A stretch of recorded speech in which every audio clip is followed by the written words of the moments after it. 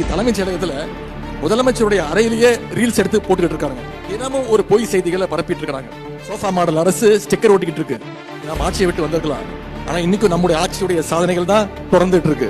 நம்ம தலைவருடைய ஆட்சியுடைய சாதனைகளுக்கு இன்னைக்கு இந்த சோஃபா மாடல் அரசு ஸ்டிக்கர் ஓட்டிக்கிட்டு இருக்கு. சட்டமன்றத்தில் பேசின நீங்க எத்தனை பேர் பார்த்திருப்பீங்க. இது வெறும் இன்ஸ்டாகிராம்ல ரீல்ஸ் போடுற ஆட்சியா இல்லாம ஒரு ரியல் ஆட்சியை கொடுங்கன்னு நான் சொன்னேன்.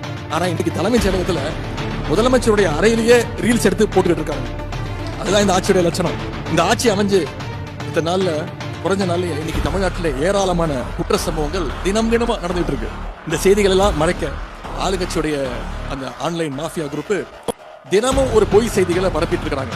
ஆனா இதையெல்லாம் நாம மட்டும் இல்ல, இன்னைக்கு பொதுமக்களும் பார்க்க ஆரம்பிச்சுட்டாங்க. விரைவில் கேள்வி கேட்க ஆரம்பிப்பாங்க. இந்த ஆட்சியுடைய உண்மை முகம் முழுசா தெரிஞ்சவங்க தமிழ்நாட்டு மக்கள் நிச்சயம் நம்முடைய தலைவர்கிட்ட வந்து நிற்பாங்க. நம்மளோட தலைவரை தேடி வருவாங்க. அந்த நாள் வெகு தூரத்தில் இல்லை.